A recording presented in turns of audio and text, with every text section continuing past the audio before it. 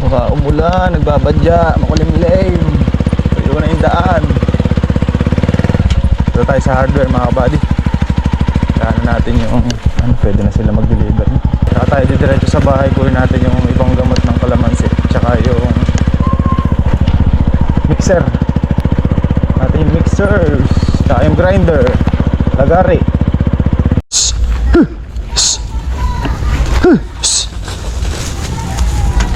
Bukas lang yung gate eh. Ayan, mixer mga kabady. Balik tayo sa farm. Nakuha na ang mixer.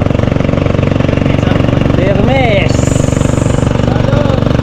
Halo.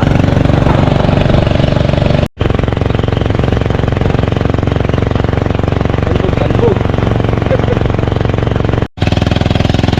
Nasa tayo sa farm. Dito na sa farm. Halo. Ilagos mo yung mapa. Simulan. Sa bawang mata. Tay. Okay. Buto natin. Ito. Ha? Siguro. Palapas ko.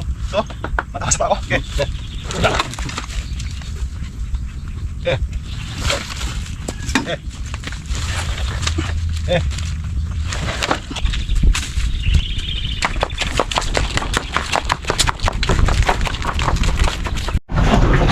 Bumalik yung deliver, nandiyan na. Ano tayong babo? Akala ko di pa papasok eh. Umulan pa bukas. Kaya dala nila, baka buhangin na naman. Ano yung semento, bakal na dala nila. Nagawang poste bukas. Ako, buhangin tsaka semento. Naiwan pa yung bakal. Ay!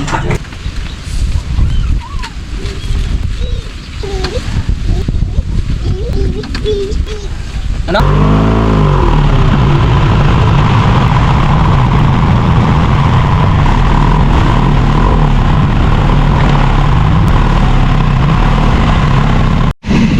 Buddy, bayad muna tayo ng 8,000 doon sa COD natin dahil kulang pa naman.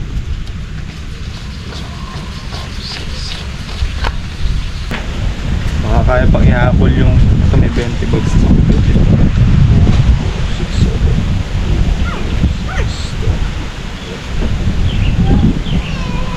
20.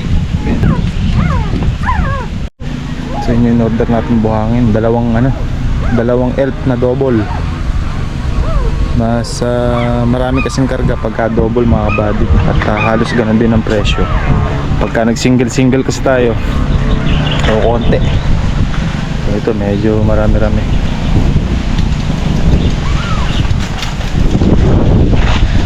Kung nagkapera, bibili pa tayo ulit ng isang elf pa pagka makakapasok yung truck para may stock tayong buhangin.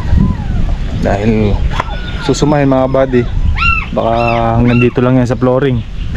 Pambuhos sa puting ng poste, puting ng wall, tsaka flooring. Baka mabitin-bitin pa yan. Bali kung susumahin mga buddy ay 4 na elf yan. Since double yung mas mataas yung siding, kaya tsaka mas marami, mas maumbok sa taas. Ang double, ang presyo niya ay 3,900 ang double. Pagka single lang, ang presyo naman ng buhangin ay kano ba? 1,900 ata. Pero mas marami pag double kasi pagka kasi single lang mga buddy, talagang flat lang siyang ganun do sa pinaka siding ng elf.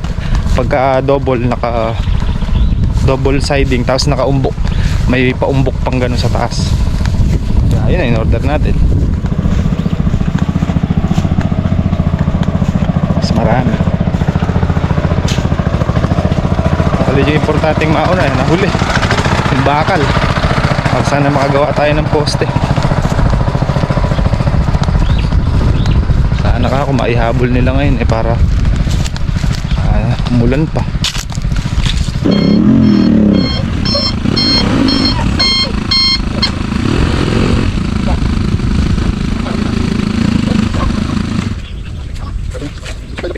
Dapat na natin ilagay sa baboy na inyo.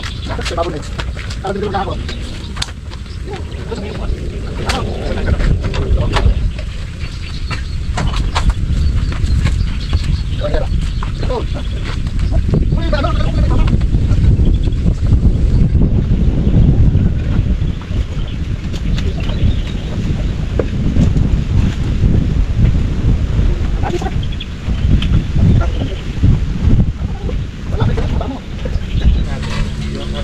Oo, dali natin mamaya. Bukas ulan na. Huwag po muna.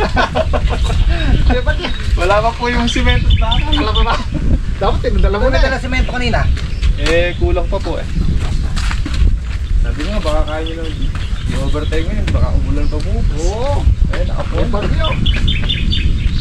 Kasama yung bagyo eh. Ano na ka mo? Dali na ngayon. Ito ka baka mo ha? Okay, kinaran. Oo, ano sa tapat ng ano? Tabi po ng Kailangan pa, Mark. Sige. Baka sige ano.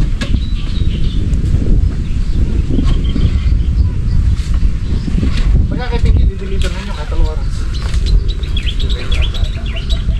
Sira yung ano. Ayan nga buddy, magandang klase yung hollow blocks na order natin, oh. Matibay. Order tayo ng 300 piraso muna. Hanggang dito sa may para lang makapag kasinta tayo, tapos makapag biga tas flooring. Pag naka flooring na tayo dyan, medyo maluwag-luwag ng gumalaw. Kain ko na tong last poste. Ngayon kasi sobrang init dito, kaya hindi muna namin hinukay. So ngayon, press ko na. Kain natin. Bilis lang ko kain pag press ko. Aha.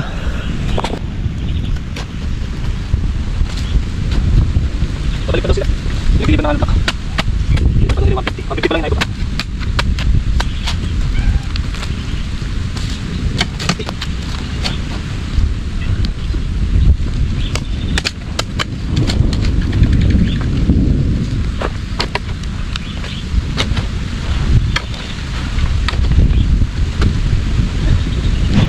Tapos na, ayan ay ulan.